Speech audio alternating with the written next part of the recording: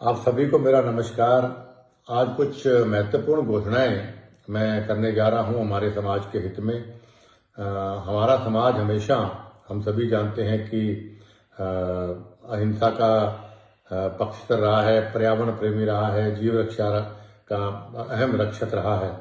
और ऐसे समाज का हिस्सा होना मैं समझता हूं मेरे लिए बहुत ही गर्व की बात है। और मैं दिल की गहराइयों से आभार व्यक्त करता हूँ समाज के सभी साधु संतों का, सभी विधायक, पूर्व विधायकों का, पूर्व सांसद का, और समाज के सभी सदस्यों का, और खासतौर से पूरे समाज का, जिन्होंने मेरे पिता स्वर्गीय युग पुरुष बिश्नोई रतन चौधरी भजन लाल जी के स्वर्गवास के बाद मुझे ये इतनी बड़ी अहम संरक्षक की जिम्मेदारी सौंपी थी और एक विश्वास जताया था।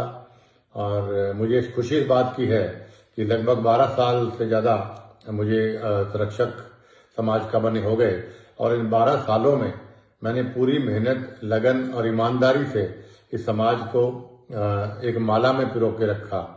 जो समाज हमारे पूर्वज, खास तौर पे जैसा युग पुरुष चौधरी भजन लाल जी, स्वर्गीय लोह पुरुष राम सिंह जी, स्वर्गीय महान नेता श्री रामनारायण जी, और महान नेता स्वर्गीय श्री पूनम चंद जी जैसे महान शख्सियतों ने और साधु संतों ने समाज को बहुत मेहनत से, बहुत लगन से इस समाज को एक माला में पिरो के रखा।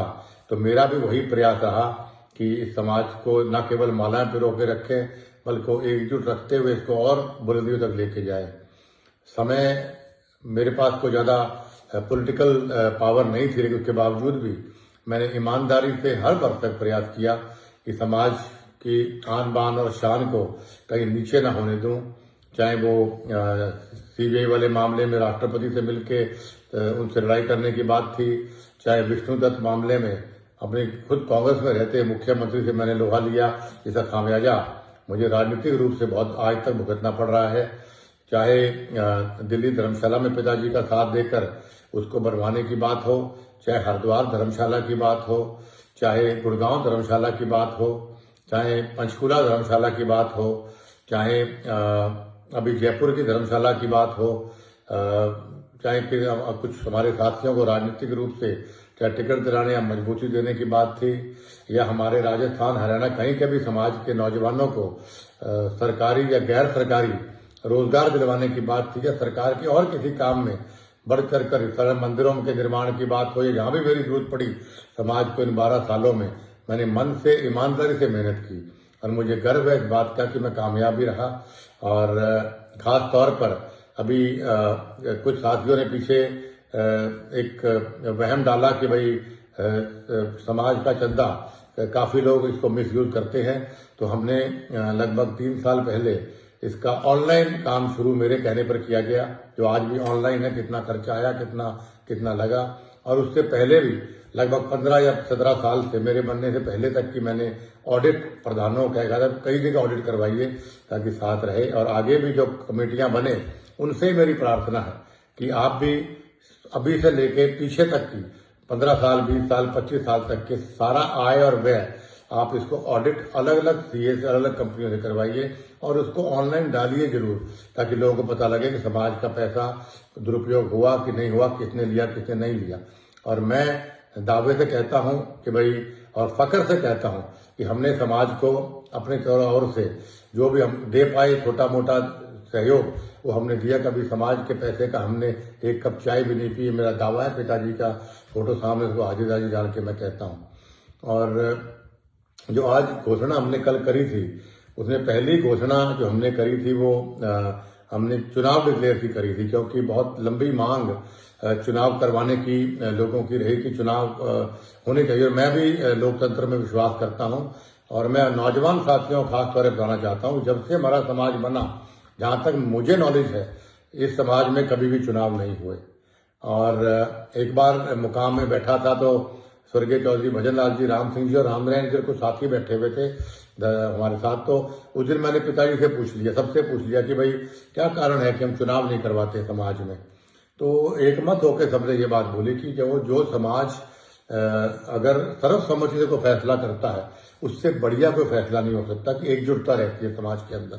इसलिए और जिस दिन एकजुटता नहीं रहेगी उस दिन चुनाव कराएंगे, ताकि सर्वसम्मति नहीं बनेगी, चुनाव होने चाहिए।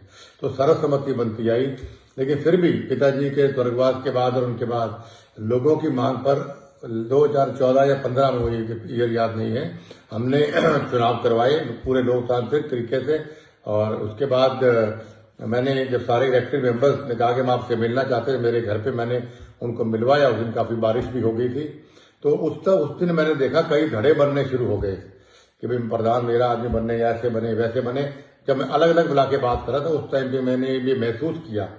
तो फिर मैंने सब लोगों से जब चर्चा की, मेन प्रतिबद्ध लोगों से, तब उन्होंने कहा कि भाई फैसला इस तरह झगड़ा करेंगे समाज में बहुत धड़े बन जाएंगे और आपसी फूट समाज के लिए शुभ नहीं। तो उन्होंने मेरे ऊपर छोड़ा। तो उस वक्त मैंने फिर हीरा राम जी को, उस वक्त अध्यक्ष, सभी की राय लेके मनोज से काफी लोगों से मैंने पूछा कि भाई किसको देखा। सबने कहा ये ठीक है, ये नाम हमने कुछ रखे। तो हीरा राम भवाल जी सबसे अच्छे ईमानदार व्यक्ति थे, उनका नाम सबने कहा, तो उसको हमने अनाउंस किया। और उसके बाद कोविड आ गया, तो कोविड 1, कोविड 2 आया, तो ये इलेक्शन आगे जाता रहा। तो अभी हमने फिर कल सुबह चुनाव की घोषणा की, और इस चुनाव में हम समझते हैं पूरी पारदर्शिता हो, इसके लिए हमने हमारे पीठेश्वर स्वामी रामानंद जी की चेयरमैनी में एक कमेटी बनाई है 29 मेंबरों की, जिसमें स्वामी रामानंद जी हमारे अध्यक्ष रहेंगे। चुनाव करवाओं उनकी देखरेख में चुनाव होगा। और उनके साथ अखिल भारतीय बिश्नोई महासभा के हमारे राष्ट्रीय अध्यक्ष जो परसराम जी हैं, वो उनके साथ वाइस चेयरमैन होंगे। साथ में 27 मेंबर्स होंगे। और श्री S.K. बिश्नोई जी जो बहुत ही प्रसिद्ध समाज सेवी भी हैं, लॉयर भी हैं हमारे समाज के, लीगल ओपिनियन के लिए उनको सबसे राय लेकर हमने नियुक्त किया। और इन सभी से मेरी प्रार्थना है कि 1 मार्च मतलब फागुनी मेले से पहले हमारा नया कमेटी बन जानी चाहिए, चुनाव पारदर्शिता से होकर, और नया अध्यक्ष भी बन जाना चाहिए। और मेरी सभी जो नए इलेक्ट मेंबर होंगे उनसे मेरी हाथ जोड़ के प्रार्थना है, प्लीज आप ऐसा अध्यक्ष चुनिए जो अध्यक्ष जो समाज का जोड़ने का काम करे, तोड़ने का काम ना करे। जो अध्यक्ष 29 नियमों को अपना सम्मान करता हो, जिसके लिए समाज सर्वप्रिय हो स्वार्थ से ज्यादा, ऐसा अध्यक्ष आपको चुनना चाहिए। जो नशा ना करता हो, जो अध्यक्ष माँ और बेटियों को अच्छी तरह से देखता हो और ईमानदार अध्यक्ष हो, उस आदमी को आप अध्यक्ष चुनिएगा। हमारे समाज के भविष्य और बच्चों के भविष्य का सवाल, ये मेरी पहली प्रार्थना भी है, पहली घोषणा भी हमने कल इस बात की हमने करी थी कि भाई हम चुनाव डिक्लेयर करते हैं। आज से चुनाव की प्रतिक्रिया शुरू, सारा का सारा पावर स्वामी रामानंद जी के पास है। स्वामी रामानंद जी की देखरेख में सारा चुनाव होगा। उनसे प्रार्थना जल्दी से मीटिंग बुलाकर वो अपने आगे चुनाव की प्रतिक्रिया वो शुरू कर दें।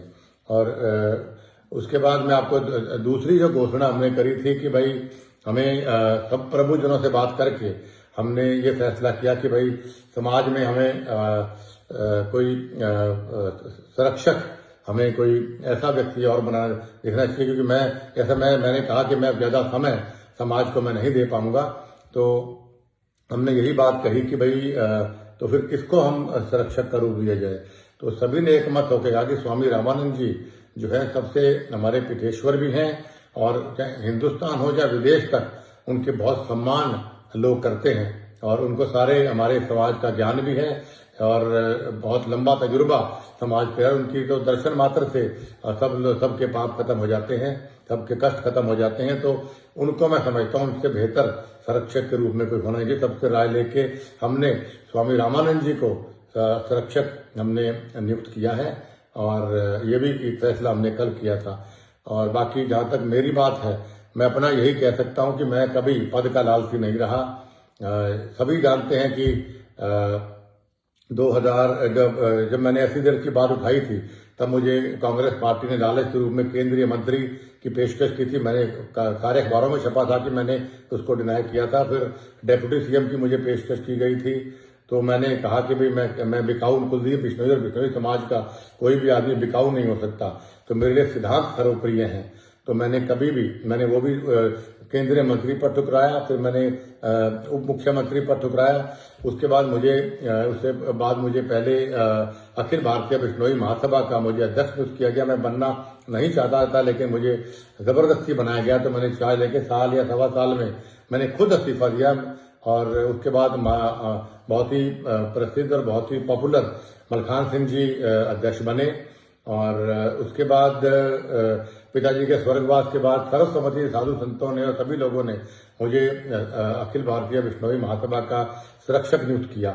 तो मैंने तुरंत प्रभाव से अपना इस्तीफा भेजा। रिकॉर्ड की बात है, उस वक्त की कार्यकारिणी से पूछा जा सकता है। मैं लिखित में कहा कि मैं संरक्षक नहीं बनना चाहता हूं, मैं ऐसे पद पे नहीं बैठना चाहता जहां चौधरी भजन लाल जी जैसे महान विभूति बैठे हों। मैं तो उनके मुकाबले में कण भी नहीं हूं। तो लेकिन उन्होंने सभी ने मेरा इस्तीफा ठुकरा के, इस्तीफा फाड़ के बल्कि कमेटी में फेंका गया और ये कहा गया कि भाई चौधरी भजन लाल परिवार के अलावा इस समाज को कोई एकजुट रखने में सक्षम नहीं है। इस पे लोग विश्वास करते हैं। और जैसा मैंने पहले कहा कि भाई 12 साल से मैंने बड़ी ईमानदारी से इस समाज को आगे चलाया है।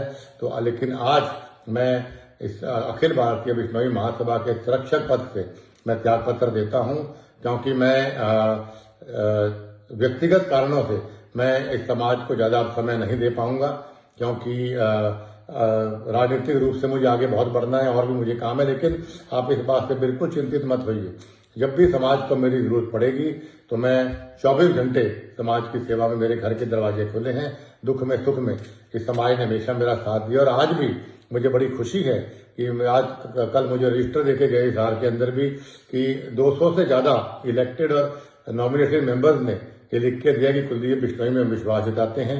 और जो हमारी कमेटी है 21 मेंबर की, एक का हमारे स्वर्गवास हो गया, उनमें से 20 में से 14 लोगों ने भी ये आस्था जताई, विश्वास जताया कि भाई कुलदीप बिश्नोई हमारे संरक्षक है और रहेंगे। मैं उनका भी और समाज के लोगों का दिल की गहराइयों से मैं आभार व्यक्त करता हूं कि आपने चौधरी भजन लाल जी पे और उसके बाद मुझ पे आपने विश्वास जताया। और उम्मीद करता हूं कि आपके चौधरी भजन लाल जी ने भी और मैंने भी आपकी अपेक्षाओं पे, आपकी आशाओं पे हम खरे उतरे। और आगे भी मैं आपसे यही कहना चाहता हूं कि समाज को जहां भी मेरी जरूरत पड़ेगी, आधी रात कुलदीप बिश्नोई हाजिर है। और ईश्वर से प्रार्थना करता हूं कि जो लोग ये वीडियो देख रहे हैं, गुरु महाराज उनके स्नेह, अपने स्नेह का हाथ, प्यार का हाथ, आशीर्वाद का हाथ हमेशा मेरे बिश्नोई समाज के ऊपर बनाए रखे। बोलो गुरु जम्बेश्वर भगवान की जय।